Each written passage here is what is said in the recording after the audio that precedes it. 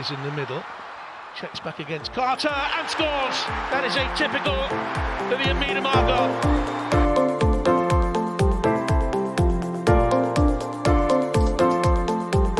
Quickly gets it back again. Oh, what a goal!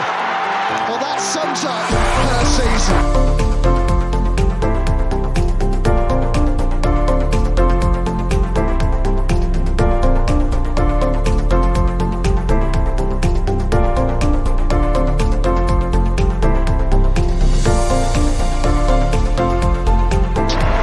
The Gunners are WSL champions.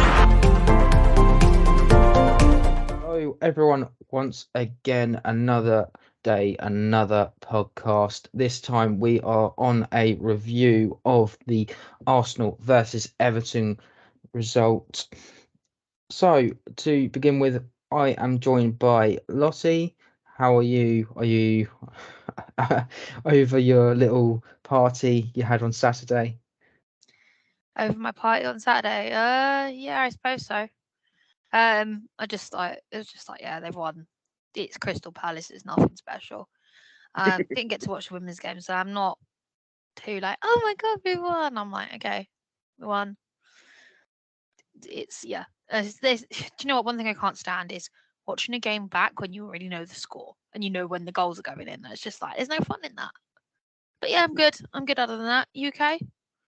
I'm good, and I am. Sorry, we are, as always, joined with Adam. How are you? Very well, thanks. Recovered from our thrilling, gripping 2-1 win over Everton. I think Lottie got the better share of the goals on the weekend. We could have done with a few of those over at Meadow Park. But a win's a win, can't complain too much. And thankfully, all the Arsenal goals were at my end of the pitch. So it was a good weekend in the end. So we'll start with some news. So at this current moment in time, the FA Cup tie against Man City has officially been greenlit for the BBC to spot the 12:30 kickoff on the 11th of February. Adam, what are your thoughts on this? I'm very disappointed because I can't go, but enough about me. As for the game, it was also a TV game. It was the prime draw when it came out the hat or the bag or however the term is nowadays. Yeah, good to see it's on BBC Two. Obviously, we've spoken for many times. The broadcast deal with the FA Cup, it needs looking at. It is very badly undercoveraged. Only getting one TV tie for one TV company to show live. I love the BBC. I think they do great work, but I think there are plenty of other ties that do deserve a bit of airing as well. I could think of something, the other ties, yeah, or on the FA Player, or as we said before, some don't even make it there at all. But yeah, great to see that our Arsenal will be on TV. So even though I can't make it, might be able to tune in on the secret and hopefully watch our team get to the next round. And Amanda Erstedt has also been in the news, this time for a interview highlighting the importance of the fans, and she has also been saying that they're going to be fighting for every single title, so that's the WSL, the FA Cup and the Conti Cup. Fighting talk from Amanda. This is her first season in WSL. What have your thoughts been on Amanda and the fact that she's been talking so positively? I think she's hardly going to say, well, we're not really, trying. We're holding back, really. Our feet are on the couch. We're already thinking of next season. Trophies aren't our thing. No, it's good to see. It's good to hear. And I think I think it's taken a bit of time, but I think she has properly settled into the team now. We're starting to. I think she's got a lot of love from the fans, and of course, scoring against Chelsea at Emirates Stadium will make you an instant hero, as will, of course, scoring a late winner in the Conti Cup. So yeah, we're seeing how that's a piece of magic from her that we saw at the World Cup. It's good to see, and yeah, it's great to see she's confident that we can get a trophy this season. I certainly think we get a trophy this season. Wouldn't maybe say all of them, but I think we've got a good fighting chance, and at least getting each one. And yeah, it's good to hear. Just on that then, Adam, do you think what would you say you'd like to see being lifted? For me personally, I would quite like to see the FA Cup being lifted up at Wembley. I'd like a WSL. I just think if you get the WSL, that's the big one. I mean, there is a hierarchy when it comes to trophies. It's WSL, FA Cup, Conti Cup. Although I will always treasure the Conti Cup last season. It was a magical day out. But the FA Cup, yeah, I get that. I've only been to one women's FA Cup final, and it ended disastrously. I would like to think next time we go there, we have a better chance. I mean, if we win the FA, if we beat Man City in the upcoming tie, that's a big team out of the way. Suddenly, you never know. Just unfortunately, there's been this team called Chelsea that's always been in the way. But yeah, I'd take any trophy. But yeah, I'd love to see a league title be lifted at Meadow Park. So as we're on the talk of games and cup games, the Conti Cup has officially been scheduled to be able to be watched for Arsenal fans on arsenal.com. 7 p.m. kickoff. We'll talk more about that in a bit later on. But the fact we can actually watch these games on the website and actually them announcing it, for me, even though it was this a little bit late, at least it's better than no coverage or next to nothing. Like for example, when we went out to Southampton, obviously me and you were there, Adam. Yeah. But had you been at home, would you have been like pacing up and down trying to find the result? Well, no, because I think there was a system where you could pay Southampton on their system to watch the game live, whereas Arsenal's free. So, and I do think, in some sense, it makes sense that you would have to pay Southampton with a home team, so I would expect it to use their service. It's interesting for me that it's Arsenal. It's just an away game at Reading, but Arsenal the one doing the broadcast, which I find quite intriguing. But it's great that, however it's been done, clubs are broadcasting these games, because I've been trying to go through past stuff. It's impossible to find group stage footage of the Conti Cup from about, I'd say, 20, give or take, 2013 to, I'd say, 2020. That there's like a 7-year gap where they just had the highlights on a YouTube channel, for example, and that would be the only reason why. Certainly, a lot of the Arsenal games have just disappeared into void. But it's really positive to see a lot of clubs basically on their own back broadcasting these games. And I think a big thing from that was the lockdown season, when we couldn't go to the games, and it sort of carried on from there. I suppose the FA Cup only the broadcast rights. I think Conti Cup, this is something that needs to have a proper broadcaster take over. It can't just be in club streaming. It has to be a thing where we. I mean, there was a recent announcement by DAZN. It talked about this new deal thing that can move through. Free pre-broadcast a lot of their stuff. A company like them, or a company like ITV, TNT, BT, BT, Sky, BBC, whoever. I think a broadcaster needs to properly pick up the Conti Cup rights, so we don't have to jump about different clubs streaming it, and we can tune in onto a dedicated platform and go, right, I'm going to tune into channel X or channel Y, whatever it is, and watch the Conti Cup, because it's a competition that is so distinctive and good. It deserves to be on a proper channel. And it's just one of those where it's getting to that sort of stage now where I think we've talked about this in the past, and about the broadcasting and things like that. I mean, take the FA Cup. We've talked about that. I think I've had the rant about it. But from one thing to another, the Arsenal are going to be playing Leicester at the Emirates 21st of April, subject to the TV rights, of course. And it also means that there is now going to be a bit of a priority window. So essentially, those that brought the home package or have a season ticket will have the opportunity to buy tickets in their original seating, and it's that is from this Friday, which is the 26th, until the 29th, which I believe is the Monday.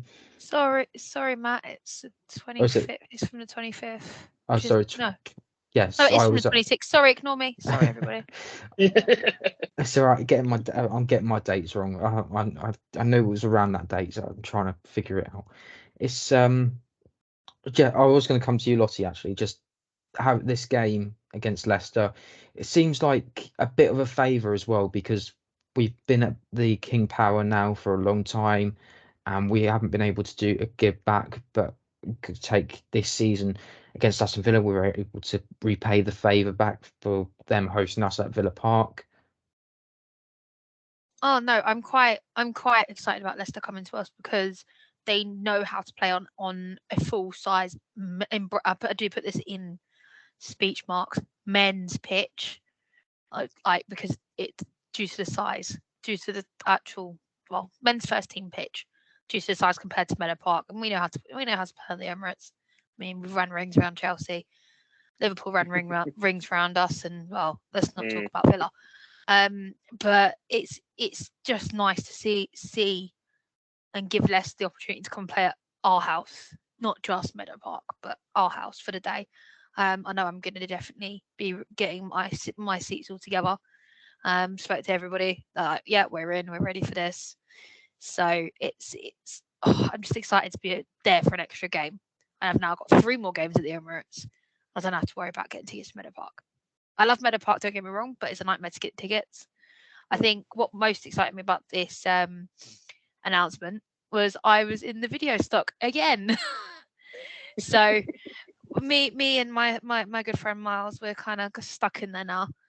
I think we were originally used for Steph Catley, but I'm feeling quite smug about that actually. I went, oh, there's me. What's this announcement about? So yeah, no, very happy. Go on, Adam. What have you had to think about this game as in general? I'm looking forward to it. I'm a bit hesitant as well because so obviously whenever the Emirates games have happened, it's usually been a big team, so like the Chelsea games and so forth, or it's been a big event like the North London Derby, and that drives a big attendance. When it was Vic Aston, a noticeable drop off, I think it came to about 30, 35, I think it was in the end. So I'm really intrigued to see kind of attendance we can generate for this Leicester game, because it's not a hype fixture. So it's another experiment by Arsenal to sort of see where does the demand sit on the dial if it's not, come and watch Arsenal v Chelsea, come and watch Arsenal v Man United. I also wonder how it will affect our WSL campaign. At the moment, we're only 3 points behind Chelsea. There's a lot of games still to be played. We don't know what state our team is going to be in, where we are going to be. So, if we're way ahead or way behind. Playing at the Emirates might impact that. I think back to the Liverpool game where we fumbled it on the big stage, and it'd be awful if us choosing to play at the Emirates Stadium somehow does impact it, because we don't have the smaller pitch like we do at Meadow Park. But my feeling is it's a positive step by the club in the long term, and this is why it's all about long-term thinking. It's not thinking about this season, it's thinking about the future seasons, because eventually we are going to have to fly the nest, and we are going to have to move to Emirates Stadium full-time for the WSL fixtures, because Meadow Park is just badly overflowing with it's under capacity. We're overusing it. There's too many. Not enough fans can get into the stadium. In Lottie, you can't get tickets to go to WSL games. So long term, we need to move to Emirates Stadium, and this moving to Leicester to the Emirates means that more WSL games will be played at Emirates Stadium this season than at Meadow Park. It's flipped over. I think it's like a 6-5 split, and I think. So, Adam, would you take the ball by the horns if we did move all the WSL games to the Emirates, and then played the cup competitions at Meadow Park? Would you take the ball by the horns, yes or no? That's what I think we're going to do. That's exactly how I think it's going to fall. There is an issue though around this. I was talking to Tim Stone about this on Twitter, because he's made it quite clear that there is an actual issue with Emirates Stadium usage. It wasn't too clear in the details, but it's like a licensing issue. There's a limit to how many events you can have at Emirates Stadium throughout the year, and so Arsenal would need to arrange it somehow that the amount of games they're playing with women's team there doesn't overstep this limit they have on it. I don't know what the mechanics are provided, why it exists, and so forth. But there needs to be something in place, a framework that will allow all the WSL games to be played there. I don't think the FA Cup and Conti Cup games to be played there. They're just not at this stage of that higher profile. And also, it would obviously still allow fans to support Meadow Park, because people love going and standing on the North Bank and bellowing and waving banners and so forth. It still has that charm. But I think say next season, you could hypothetically be we end up playing maybe 7, 8 fixtures, WSL fixtures, maybe at Emirates Stadium, and then on top of that, just until crank a bit more until suddenly it's all your WSL games are at Emirates Stadium now. Here's a special season ticket, home advantage, whatever it's called, to have your seat for all the home games of the season, and then Conti Cup, FA Cup, Meadow Park. That's the way I see it going now. Okay, then, so we should really move on to the game itself. The starting 11 was actually unchanged from the game against Watford. Manu Zinsberger in goal, Emily Fox, Amanda Illerstedt, Lotta Vubin-Moy, Katie McCabe as the left back. Then a double pivot of Leah Velty and Victoria Pelova, Beth Mead, Viv Miedema, and Caitlin Ford making up the attacking midfielders with Lasia Russo up top. What were your thoughts, Adam? I thought it was good lineup. I would have liked to see maybe 1 or 2. I thought changes. I thought maybe Catley might have come in, maybe to start ahead of McCabe. Maybe. I mean, we spoke about Lacasse as well on the pod. But the thing is, our squad is on so much level that you can swap, you can plug and play, swap players out, and you won't really affect the level. And I think at the moment, Jonas is prioritising continuity here, getting the team sort of gelled so it can. What's the best way to describe this? I'm sort of funny, but it was like he needs to keep the team the same all the way through to build up the connections that they are, because they need to try and have the greater variance to attack. The problem is we've seen with the low blocks, Arsenal not knowing how to break down defences, especially low block defences. And I think this Jonas is saying, right, this is the team I'm going to build the foundation I'm going to build on. This is my lead strikers Russo, my number 10 is Miedema, and we're going to get the chemistry going right from the off. And then once we're firing and we're clicking, then maybe I can experiment and start swapping some players out. So I'm not overly surprised that he stuck with the same 11. I mean, it's 11 that won 5-1 against Watford, and if it ain't broke, don't fix it. And I think there were plenty of promising signs in the attack, especially in that first half against Watford. I think, okay, keep playing the same 11, get them more familiar with each other's movements, more minutes for Miedema. So, on paper, it looked pretty okay. So we'll go into the first sort of action of the game, really, was Beth Mead hitting the crossbar in the first couple of minutes. It was a lovely effort. It's just, I believe this is the 3rd or 4th time now she's had a shot at Meadow Park, and one of the first things she seems to do is hit the crossbar or hit the post. It doesn't go in on the first attempt, and just looking at it, it's almost like a bit of frustration, but at this point it seems to be like a bit of a pattern with Beth at the moment, don't you think? No, I think it's just obviously finding a range. It's like when you do those like javelins, it's like getting a right in, going in the dart. So I got right, where am I on the pitch? What's my power like today? My always feeling with these chances is we're creating good chances. I mean, the bigger worry would be if Beth Mead wasn't in the box at all, or she's hitting it into the car park. She's in the box. We're getting the crosses in. She's meeting them. It's just hit the crossbar. I think that's a technique thing. I think she should have tried to sweep towards the far post. Just try to hook it and go to the near post. It's a very difficult technique. If she could have cranked it a bit lower, then top bins, fair enough. But it boded well that we were getting a strong chance early doors against Everton. Who's thinking, right, okay, front foot, which is great. We're getting the chances. We just need to start, take one of them, get that early goal, and then hopefully the rest should follow. And that first goal didn't take long to come. 9 minutes in, Victoria Pelova pulls in straight across, and Caitlin Ford taps in. 9 minutes on the clock. Lottie, what were your thoughts? It was actually a really nice goal. It was finally nice to see Caitlin on the score sheet again. I mean, I don't lost. Sorry, I've lost count how many times she's actually attempted to get the ball in the net, but it was just a nice little tap in. It was simple. It's nothing fancy. No, nothing fancy. And this is I do want to see a bit more from Arsenal instead of recycling all the time. Adam, you look like you were going to say something, because throughout It that was game, yes. So we were right behind the goal for this one. So box office view, it's fantastic, and it came from a pass that was played through for Meadow. And we're watching it, and we all want Meadow to score. And I think it was a combination of her not quite getting the ball under a spell and the defender stepping in and dispossessing the ball. So it was a bit of a grow. They get another chance that's got by. But what I really liked here was Palova and her alertness to the situation, because it would have been very easy for Everton to clear and then get themselves set and get ready for the next move. But Palova was quick. She was quick to see what happened, the loose ball, and quickly convert it immediately into a chance. And before the Everton defence could sort themselves out, she gets that ball, whips it across the box, and fair play to Paul. She's cutting from the left, had to race across to the centre of the goal. I think the keeper, I think she gets caught out by the cross in the power of it. I think she loses it somewhat. She misses the cross. Ford gets there, sweeps it home.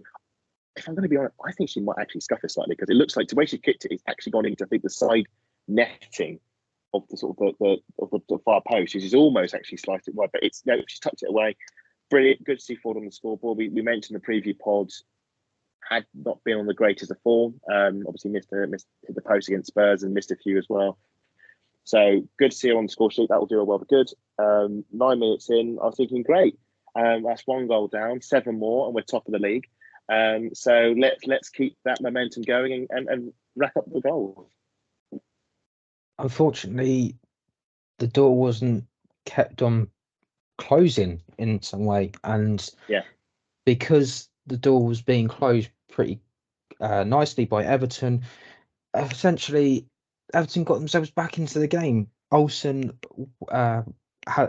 gets on a nice little pass in from the midfield, and it's one ball straight through to Katja Snice, and Snice actually converts it from the outside of the box with her first touch. I didn't actually see that until I actually looked back on it. And fair play to Katja Snice, a very talented international for the Netherlands. Very tall in the air. She is very good with her feet as well. It would do Everton a well good to be able to get goals. Unfortunately, not against us.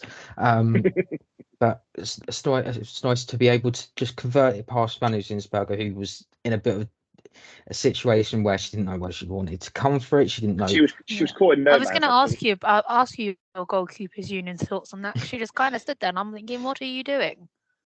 I think the problem was it all happened so fast that she didn't know what to do, and I kind of do look at it as well as Lotta was actually fighting Katja Snice for that opportunity. She just gets a little bit out-muscled as well. So I was going to just go on the map, because I've watched it back, and it's so intelligent from Katja Snice. If you watch it back, because it comes, I think, from the defender clears the ball, the goalkeeper clears the ball long, and Palova heads it back towards the danger area, but it's not to any Arsenal players. And so Everton pick up the ball. Arsenal have committed a lot of forward to press. I think Russo had actually tried to press the goalkeeper. So Arsenal have pushed right up with a high line of Amanda and Lotta. Everton with our fullbacks pushing forward, the weakness is the width, and that's why they go out to the touch line and then back in to get the through ball through. So I think it is Olsen who played the through pass. Yeah. So they get the ball quickly to Olsen. They're on the back line. Arsenal's in full retreat. Now, what you'll notice is all the defenders are looking at the ball. Lotta and Amanda are looking at the ball. They can see Olsen. Katja is behind Lotta. She's in her blind spot. And she waits until the pass is made, and she rips around Lotta just very quickly. And Lotta is caught unaware. She wasn't aware that Snice is behind her, and that's really good centre forward play. Lotta should be better. She should look over her shoulder, check who's around. If she was there, then maybe she could have stepped across. But no, she gets caught up by it, and she runs clean through. Manu's caught out by it. It's a brilliant pass. It's a brilliant run. I think she has to either commit and go all the way out the box and close it down, or she has to stay on her line and wait for Snoyce and then make the move. And she does neither. She gets caught flat-footed. I mean, we were watching at the other end of the pitch, and we were like, what's going on? Because you see Manu, she runs forward and then steps back. And the moment you step back, that's it, you're done. Because you can't do anything, you're stuck. And she didn't dive, she didn't move, she was caught out. And it's a fair play to her because it's quite far out. It's a really good finish. It's really to take it that early, catches pretty much everyone out. The keeper wasn't expecting her to take it that early, and she doesn't have the time to react. And just like that, and the lead was gone. And I think we had a few chances before then. We had a few chances before, and it's a case of not taking those chances. I think Russo had a really good one that she's sliced wide, should have probably stuck home, and that was after some really nice passing with Meadow and Meadow. And I was sort of like, your heart sort of sang, and you're thinking, no, because we know Everton are no mugs. They are a decent outfit. I mean, let's be fair to them. And I did think after watching them beat Boone in the FA Cup, I thought that Snoyce would be the danger player, and then so it proved. I was going to ask you about what was the atmosphere a bit like on the North End, because where I was sitting on the East stand, everyone was sort of like confused as to know how that has happened, and you're just thinking, oh, is it a bit of luck or is it a little bit of clever play? And I think Adam, you summarised it really well. Everton. I think it's really clever. I think it's really intelligent play for Everton by exploiting the high line. And if you're playing a high line, you have to be so switched on for when those quick turns happen, because it makes you vulnerable to transitions. The high line allows us to push on and keep Everton hemmed in. So every time that Everton try and clear long, we got players on the halfway line. We can head it back. We can control it. We can sustain the attack. The moment they get that ball past the high line, that's when we're in trouble. And it usually happens when we overextend on pressing, when we overcommit players. It happened against Spurs. We committed to players forward. Spurs worked around us. Again, Everton worked the ball around us, and we weren't able to recover. So yeah, fair play to Everton that one. It was a really well worked goal. Arsenal could have been back in front with Vivian Miedema. She collected a loose ball. Essentially, it was like a small pass back from. Oh, I've forgotten who the player is. I think it was. Trying to remember. I think it was Stepnovic trying to play it to Heather Payne, and it just falls a little bit loose. Viv's on the end of it. She rushes through. She does the very Van Persie thing, and by that I mean essentially she runs as close to the goalkeeper as possible and tries to squeeze it past the goalkeeper at the near post. And Lottie's looking a little bit frustrated because I've used that name. How dare I use that name? There was only one Dutch legend. Yeah, there's only one Dutch legend, and it's certainly only him. Sorry, Viv. She's not a legend yet. Let's just put it that way. Oh, she is. Don't even go.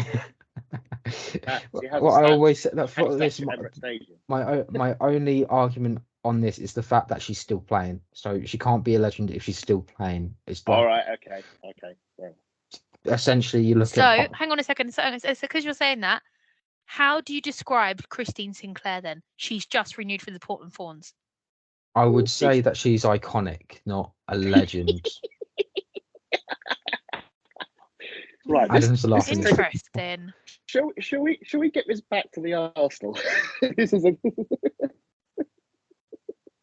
Right, okay. We'll have to probably come back and talk about this. That's another pod for another time. Yeah. Anyway, the shot itself straight at Courtney Brosnan, and again another wasted chance, another opportunity that Viv could have been on the score sheet. I'd like to get both of your views on this, because it seems to me like it's not like she mentally she doesn't want to score. It feels like she's maybe had a reset where she doesn't want to score unless it really calls for it, those opportunities. I felt this as well. I mean, I think for Beth, her getting her comeback goal was everything. She really wanted that the assist or the goal, but she needed that moment when she came back. And I don't think Viv minds as much, and that's not a bad thing, because Viv is not about her, it's about the team, and she just wants to play football and be a key part in that. And if it's not about her scoring all the goals, it's not about her getting assists, it's just about her playing football and being good for the team. And I think with Viv, we saw in the first half some really nice touches in the centre of the park. Now, of course, where I am in the North Bank, we're right in the goal mouth, so the visibility of it isn't great, but there was a really good bit of play. I think it was the Russo effort that she miscued badly wide. She should have tapped it in. But it starts with Mead and Meadamar doing a really nice bit of interaction in the midfield. I think there's like a back heel in there. There's a nice one too. There was a ball, I think, pointed on that she just sort of took out of the sky with like one touch, just under control. Away we go. And so there was a lot of that good stuff, sort of technical stuff in the midfield from Viv. But in terms of a goal or assist, there wasn't. Not to say she wasn't playing chances. It just the goals weren't scored. But I don't think she is desperate. I mean, you can see when a player is desperate to score, and they're trying everything. And I hate to say it, but like Hurtig, for example, there were times I remember when we were watching her in that Conti Cup game against Man City, you could see she was so desperate to score that she was missing really basic chances because she was so focused on that. I don't think Viv won't mind. Viv, it's not. No, she'll just play her game, and if a goal happens, it happens. I think for me personally, I think there's too much expectation on her. We know what Viv's got in her locker, and we need to remember she's coming back from an ACL. Yes. And we have heavily recruited up top, and we don't need to rely on her anymore. And I think that's eased a lot of pressure off her. So she is also, I think I read somewhere she prefers to help people score rather than score herself, if I remember rightly. So for me, the pressure on her to score is not on. I just want her to get back and just enjoy her time out on the pitch. That's what it's all about at the moment. She can't play a full 90 minutes. Take every minute she can get. That goal will arrive when it arrives. You never know. The first goal might come in the North London derby at the Emirates. That would be nice. That would be nice. Or even against Man United. That would be better. Although I'm back in Russo for that.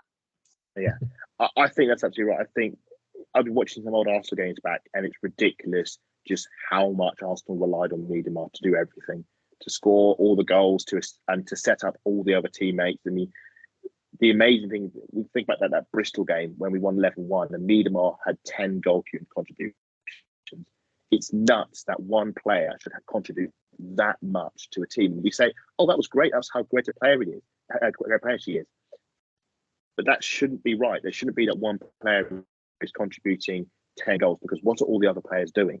And I think what you said was absolutely right. We've invested so much in the attack that we've got the likes of Russo and Steiner and Ford, and we already had Beth at the time, Lacasse as well. Meadamar has nowhere near the amount of tactical, emotional goal contribution, the load. She didn't have that over my shoulders anymore. And she can just, I don't think for the national team, it's all about, Viv gets the goal. But for Arsenal, she's not under that pressure anymore. And I think we might see a different side to Viv going forward, that she isn't the team now. She is one of many in the team. And I think that will do a little world of good going forward. So I have to do this, don't I? 45 plus 3 added minutes. Leah Velty. It's a long ball into the box for Beth Mead. Beth Mead, last minute of extra time, heads it into the back of the net. Arsenal go on to win 2-1. And at that moment in time, you just don't know it. But for that to happen, Beth Mead to go and score, it seems to be Beth is contributing a lot. In when we need a moment of magic, it's always Beth. You look back at the Aston Villa game this season. Sometimes it's not always Beth, but as you mentioned a bit earlier, I will just quickly add to this because we're going to bring on to this point now.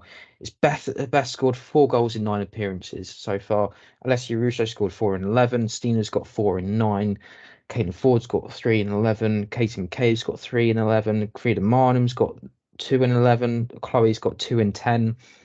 Steph's got 1, as well as Amanda, Victoria, and Lena.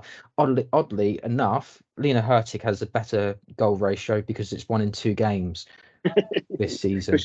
That's because she's only seen twice. So I don't. No offense, Lena, but that doesn't really count. If you know what I mean.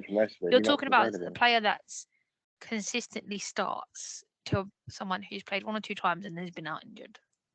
It's not really a comparison, if I'm honest. Yeah, I'm not trying to say that. These are just the stats. Oh no! I'm just saying. Don't take it any other way. I'm just saying. So you say obviously Beth's on 4 goals this season in the WSL for Arsenal, which is the same as Russo and the same as Stina. So that bodes well. So we've got a very balanced attack in that sense. and my main question and the reason why the title of the pod was Beth Mead's on fire, or sorry, Meadows on fire, not Beth Mead, because that chant should not be Beth I'm Mead not is for England, Meadows for the for Arsenal. Arsenal. Let's just separate it Yet a other little people tiny bit. everyone seems to think everyone's got a chanting Beth Mead's on fire. It's just like no, Yep. it's too long. Meadows on fire. It's Anyway, nice and that's long. a pod for Anyway, another time. yes. The whole point was that can you expect Beth to be carrying on these sort of things where she's These heroic continuous? moments. Yes, because I mean, you look at say for England in the Euros, she was amazing, Golden Boot winner. She had those moments, but then you look at somewhere like in the final against Germany, she only played 60 minutes, didn't really shine as much as others. No, so I think every player has a moment in the game. It doesn't always have to be Beth. And it won't always be Beth. But Beth has that capacity to be that key player in the key moment. She's one of those players who could do it. I would say Alessia was that against Chelsea for us. She was that key player. Russo again, I would say against Aston Villa, getting the late winner. Or Lacasse against Man United. Did you want? I was just like, can we add Lacasse to that mix against Man United? I was getting there. You read my mind. Just in case you forgot, that's the best away goal I've seen all season. But we need to have those players who step up in the crucial moment and get the crucial goal. You know, it's not about getting lots of goals. It's about getting the defining goal that turns it from a point to 3 points, nothing to a point. And Beth has that capacity to take the crucial chance and also at the crucial time. Getting an injury time at the end of the first half it's great because you mugged one against the opponent when they got their eye on the half time, which I think you caught. A few more seconds, we're getting at half time 1-1, and then we can batten down the hatches. It's a great point at Arsenal. And all of a sudden, the half time team talk changes. So Beth's got that in her locker. I don't expect her to do it in every game, and I think like Viv, it would be unfair to expect Beth to do it in every single game, score 45 plus minute, 90 plus minute winners in every game. And if that is happening, something's gone badly wrong because you cannot rely on injury time interventions to win football matches. It's just not sustainable at all. But when you're struggling a bit with your finishing, you've been dominating against Everton in that first half. We were the dominant side. There were a lot of chances we left out there, like against Watford. The ball just wasn't going in. You need somebody to rise and meet Velti's superb ball over the top. I mean, left-footed, right-footed, doesn't matter. Ping it straight in. Mead in off the post. And then, certainly from the angle we were looking at, it's very weird because the keeper sort of freezes. The keeper, it comes to the post, and I think she's trying to protest on offside or some kind of exclamation. And because of that, the ball just whizzes straight past her and into the net. It's very weird. You don't quite see it from the angle the camera's looking at because it looks like it flies in, but it actually goes in off the far post. So there was a bit of a sort of pause. We weren't sure if it had gone in, but it did. And then we got a Beth Mead Raw right in front of us, a full-on badge tap in front of the North Bank, which was really good to see. We went in 2-1 up, and I thought, okay, that's good. We got the lead back, and then hopefully we can, score a few more in the second half because be nothing. But it's a mere trifle now. The second half. Lossie, just quickly then, because a lot of this seems to be the argument. Someone always wants like a focal point.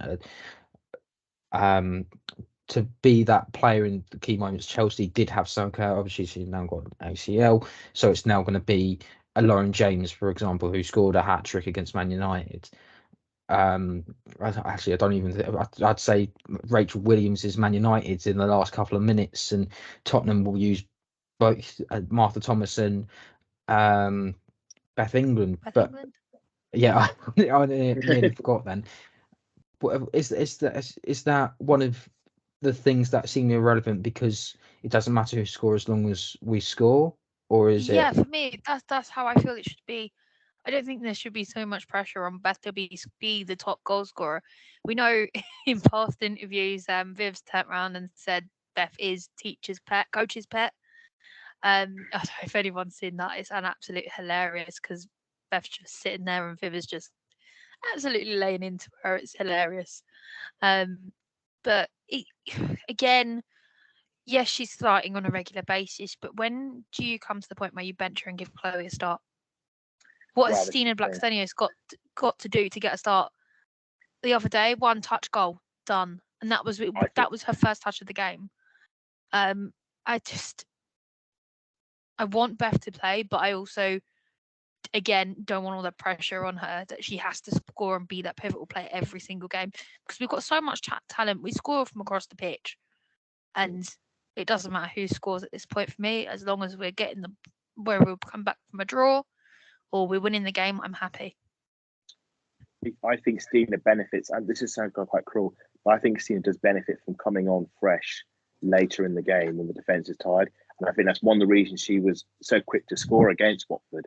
Is that I completely agree with that, but it's just an odd start wouldn't kill her. I think if you know what I mean, Reading. Just to switch it up. I think she'll start in the Conti Cup. I think she will start that game. And like I said earlier, like I said earlier, I know I'm jumping a bit, but like I said earlier, I think Jonas is prioritising continuity to build up the relationship with the players. So we know he's got a bedrock of a team that is playing in the attacking ways he wants, that he's been building when he's been over in Portugal with the team. And I think when it's up to speed, he might bring in Stina and say, right, Stina, I want you to do the same. What I'll add to that also is historically, Arsenal have been very slow starters after Christmas. You look back at some of the WSL games, we've had that 1-1 draw at home to Chelsea and then the 0-0 away at West Ham. Oh, you Birmingham had to City, mention and then it, didn't you? Birmingham City, and there were some other dodgy draws around there. We had the 1-1 draw away at Reading. We didn't play too well then. We had, I think, even when we won the league, we had, I think we lost at home to Chelsea, really straight back for international the winter break.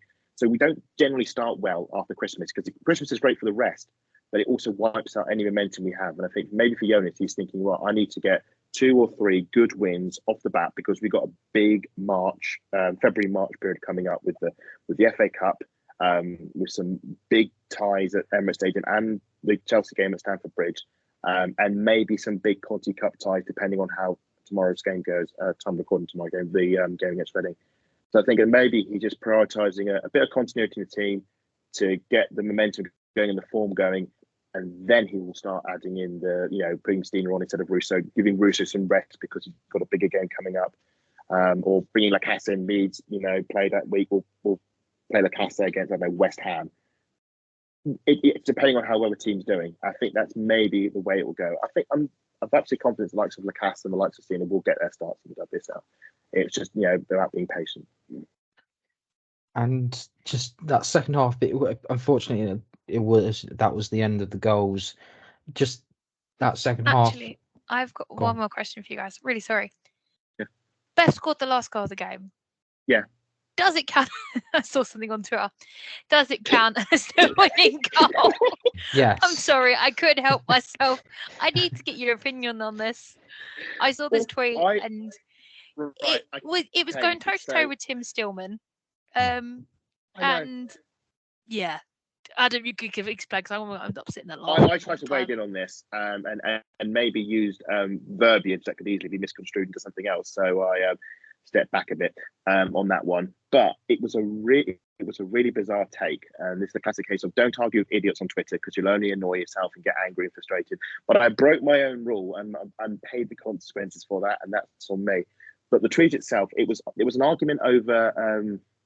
So Tim has basically stated that, and this is what we'll talk about, sort of clutch moments and players making big contributions. So over the weekend in other games, Bunny Shaw and Lauren James have scored hat tricks against lots of Liverpool and Man United, and they basically won the game for them. And I think there was a Brighton player that the name escapes me, but they scored a late winner against Bristol in their 3-2 win. Talent. Thank you, Matt. Talent. And I think she got 2 goals. One of them was like a 93rd, 4th minute winner. And Arsenal obviously had Beth Mead coming up with a late goal in the first half to win the game. And I think Tim put a tweet out saying those 4 players showing their worth, getting the crucial winning goals or something on the weekend. Crucial player for their team. They do this a lot. Get their winning goals. Score crucial goals, crucial times. Winning games, which is fair enough. And a lot of them are thinking, oh, you snuck Beth Mead in there because she doesn't compare to Bunny Shaw and Lauren James. She's not scoring hat tricks. And it's like, what? It was really bizarre. And then the next follow-up is the one you saw, Lottie, where I was like, Beth Mead's goal was in the 47th minute. It can hardly be called a winner. I was like, but it's a winner. It was the winning goal. It's like, and I think back to last season, and just to be serious about this, Sam Kerr scored the only goal in the game to be that Chelsea beat Man United 1-0. It was a brilliant pass from Lauren James, and Sam Kerr boiled it past Earps. 1-0, it finished. It was a win that pretty much meant that Chelsea won the league. They beat Man United by 2 points. That's a winner. It's the winning goal. It doesn't matter when it was scored. It doesn't matter if it's the first minute or the last minute. That was the win. Same with Beth Mead. That was a goal that made it go from a 1-1 draw to a 2-1. I've seen other arguments like, yeah, well, Stina, second half, had the clearance over the bar, and that's a bigger contribution. It's like, yeah, it's a bigger contribution. It stopped us losing the game, but that wasn't the argument. But unfortunately, the problem is, as everyone knows on Twitter, everyone knows ex-Formula Twitter is not the place for nuanced discussion and sensible, debate about football, because it's full of some of the worst takes of football. And I hold my hand up, I do a lot of them. If you want decent takes, I'd tune say into our about podcast. 40% of yours are bad takes.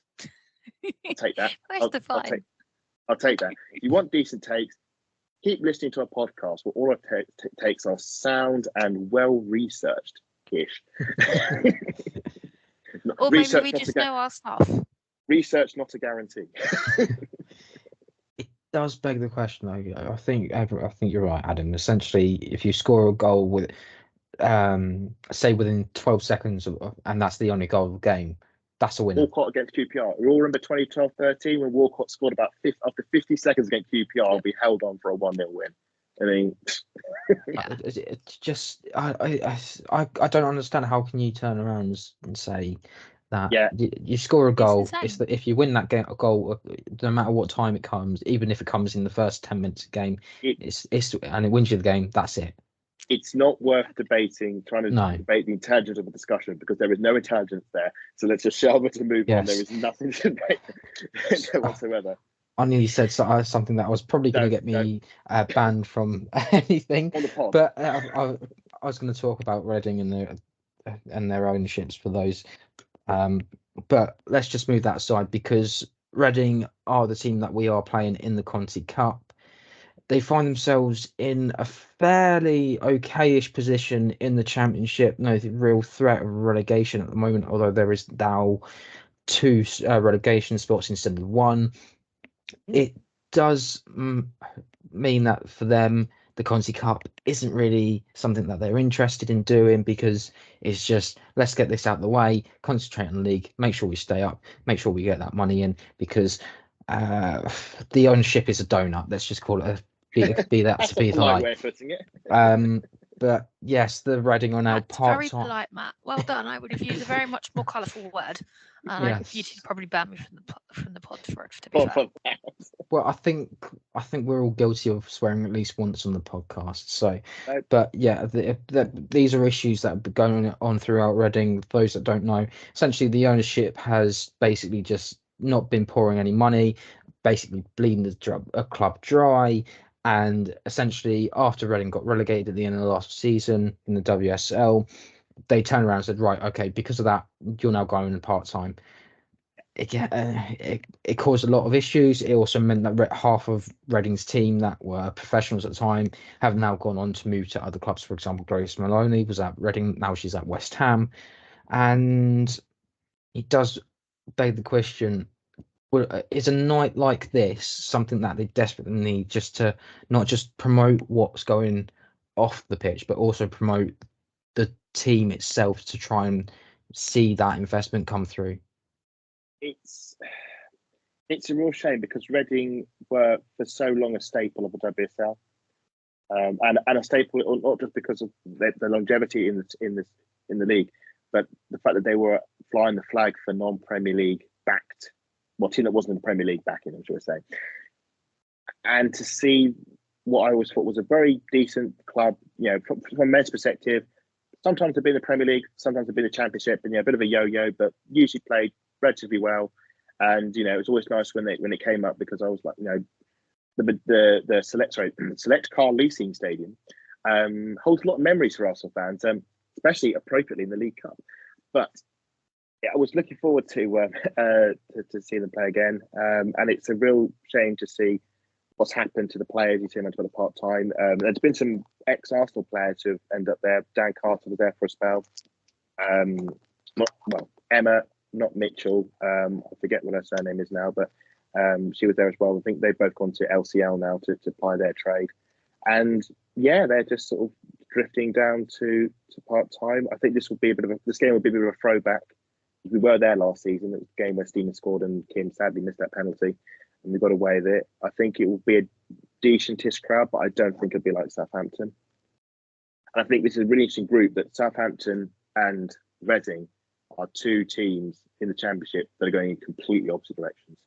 Southampton is a growing women's team backed by their owners, real positive feel about it. And you felt, me and Matt, we can both attest, we felt that on the night. There was a real positive drive with the fans and they're supporting the team, and they almost got the result. There was Reading, the club. The fans are passionate. We see the protest on the men's game when they stopped the game. I don't think we're going to see a stoppage this time around. But yeah, it's sad. Hopefully we can get the win. But I think there's a lot of Arsenal fans who have sympathy with what the fans are going through there at the moment. Lottie, what would it mean for Reading to hold this game? The fact that they were in the group, I mean, there was an opportunity for us to actually avoid this group altogether. We could have been playing, I believe. Don't mention it. Don't mention other teams. But no, not Champions League. But there was an opportunity to be in another group, and it would have been all the London clubs, the Charltons, the Palace, etc. Is that, and Watford as well? Do you think Reading are kind of glad that they got Arsenal as well, because it's going to be a big pull again and build up that attendance and atmosphere? Yeah, I mean, it brings in the revenue, don't get me wrong, because the Arsenal turn up wherever we are in the country, and you can always guarantee that 2 to 3 blocks that Arsenal do get for the away fans, it will be filled, and you will not be getting a ticket. Although I believe there's still tickets for Reading because it's a midweek fixture, which is a bit disappointing. But I get like fans like myself, I'm working. There's no way I'm going to get to Reading in time. So it's good in terms of revenue for Reading. They get a little bit of income from it, but they probably won't get as much. With this particular fixture, I don't think we'll go full strength. But if we do, Reading don't have a chance. I don't think they'll feel. Yeah. We should say we do need to win it the way things are at the moment, because we couldn't get the clean win over Spurs. We need to win this one. The other game in the group, Spurs, Southampton, let's play the day after on the Thursday. All are on the Wednesday, apart from the Spurs game, which is on Thursday. Interesting thing about this game is obviously it's away at Reading. Back in their heyday, Reading almost got to the League Cup final. And they would have played against Man City, and then you might have had a fighter's chance about it. The only reason they didn't is in the semi-finals they played Arsenal at their old Adams Park ground at Wickham, and lost because Arsenal scored 2 goals in the last 10 minutes. And that was Reading at their best, when they were, taking names, punching upwards, Davis, Goliath, blooding a few noses. We all remember that 1-0 win they got over Chelsea a few seasons ago when I think it was Rose who got the early goal.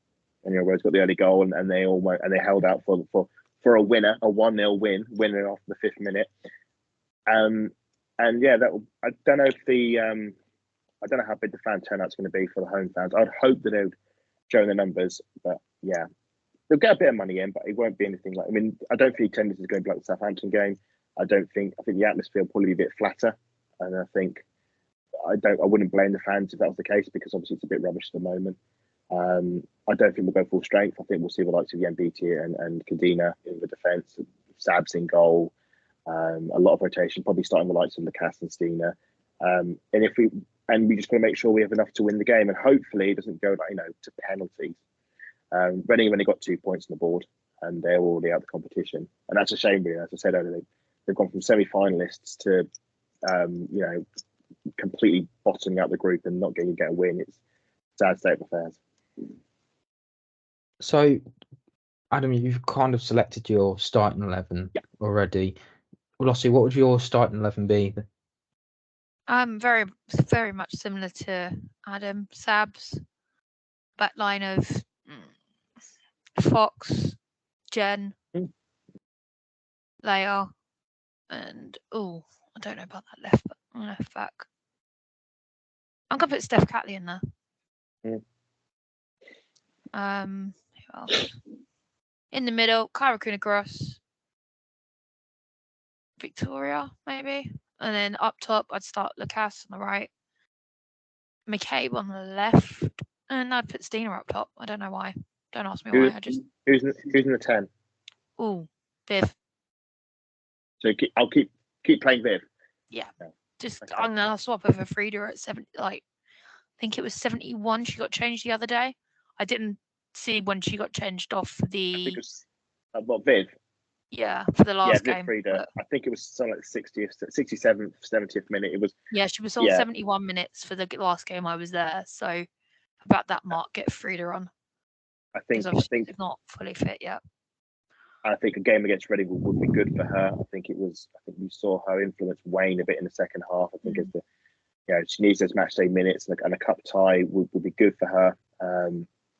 I think give her the first half, see how she's doing, and just manage her recovery. Like I said, the whole idea of Mead sort of being back fit and firing is a bit of a freak for someone like Meadow. Just be cautious. Don't overstretch her. We don't need to overstretch her. We have the talent. Just get her comfortable playing football again. And if she gets a goal, even better. I should add, do we think your midfield and up top be? Who would your midfield and up top be? I'll start Stina. As I think that should be the one for her to lead. The question was, if it wasn't Viv, it would be Frida in the 10, because she's obviously been on the bench a bit. I was wondering maybe he'd do that, but I could easily see Viv starting there. And then it will be, I'll put Nacasten for Mead. It's just then a question of whether you put Ford or McCabe as the left winger.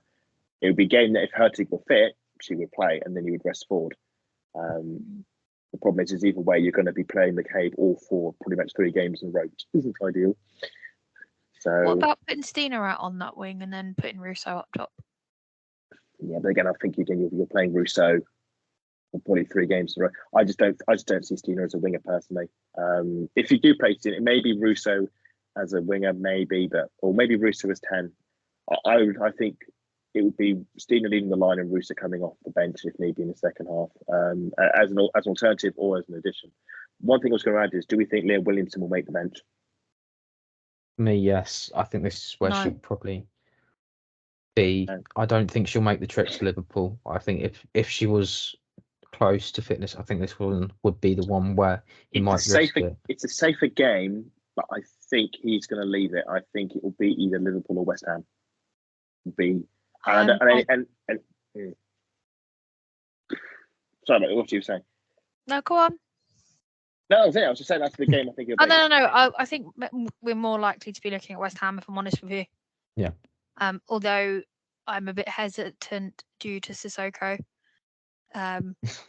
She's I don't have to explain. Everybody knows how she plays. But we know. Let's just say she's a bit too careless. She does exactly, and I don't really fancy throwing Leah out into that kind of game. Although I'm sure she can look after herself, sort of thing. I mean, it might be that Leah is on the bench at Reading, but it doesn't play at all. It's just being part of the travelling party. I mean, if she did come on, it's like the Meadow against Bristol. It's like injury time. Bring her on, get a bit of a roar from the crowd. But the problem is we now have 3 away games in a row. I mean, we saw what the effect Beth Mead coming off the bench against Aston Villa, the effect that had coming on as a home game as the return, and it won us the game. I do wonder if Leah Williamson, you want to bring her back for a home game. The problem is the home games coming up next are, let me check notes, Manchester City in the FA Cup and Manchester United at Emirates Stadium. Maybe I think the Conti Cup quarter-final, should we get there, is before the FA Cup. Please correct me if I'm wrong.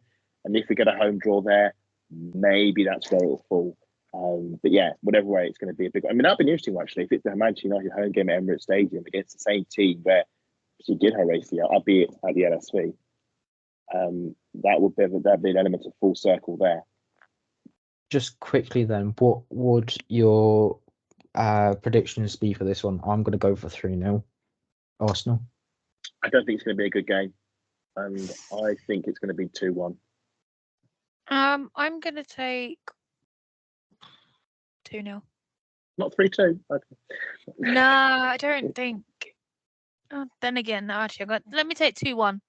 2-1 because after what I saw against Watford, 2-1. if we take chances, we could. I mean, I've been told with Reading things aren't great there with their team as well. If we take our chances and really go out there, we could rack up a decent score. The problem is we aren't going to go first choice, and it's whether the likes of Kadina and Jen Beattie can keep the back door shut. And they've looked a bit flaky. They're not going to clean sheet in the Conti Cup so far. They've conceded 5 goals already, 3 against Spurs.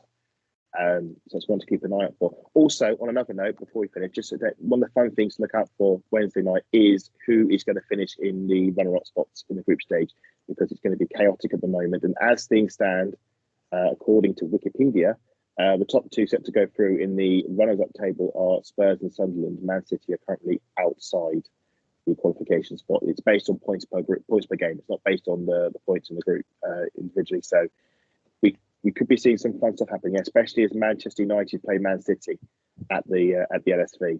So That's could see a big. That sounds like a juicy fixture. We could see a big hitter fall at the group stage, which wouldn't be so bad for us. So just before we go, we're gonna go around and do our socials. Lottie, where can people find you? You can find me at Lottie_AWC on Twitter, or at the AW Pod, which is the podcast's page. And Adam, where can people find you? You can find me and all my nonsense at Adam Salter4. And you can find me at MattLR28. Thank you for joining us wherever you are. We hope you have a good week, and we can't wait to see you for the next one. Come on, you Gunners.